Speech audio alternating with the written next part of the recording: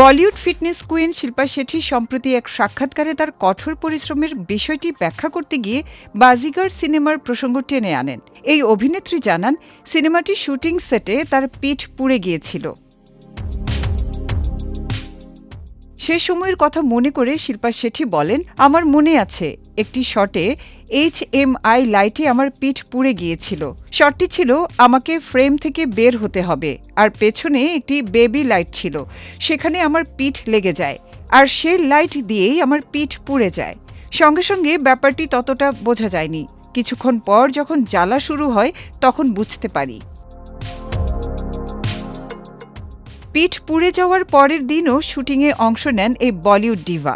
তার ভাষায়, এ ঘটনার পরের দিনও আমি শুটিংয়ে যাই। সেদিন আমার একটি পোশাক পরতে হতো, কিন্তু পোড়া থাকার কারণে তা ঠিকভাবে পরতে পারছিলাম না। তাই পোশাকটি সামনের দিক দিয়ে পরে পেছনটা সুতো দিয়ে সেলাই করে দিতে বলি, যাতে জিপ দিতে না হয়। আমি জীবনে এতটাই কঠোর পরিশ্রম করেছি যেন আমার কারণে অন্য কারো ক্ষতি না হয়।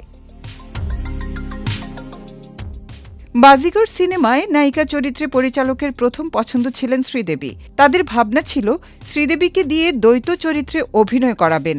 পরে সিদ্ধান্ত বদলে নেওয়া হয় দুই নায়িকা কাজল ও শিল্পা শেঠিকে। এদিকে শিল্পা শেঠিকে সর্বশেষ দেখা গেছে রোহিত শেঠি পরিচালিত ইন্ডিয়ান পুলিশ ফোর্স সিরিজে। বর্তমানে শিল্পা ব্যস্ত সময় পার করছেন পরবর্তী সিনেমা কেডি নিয়ে।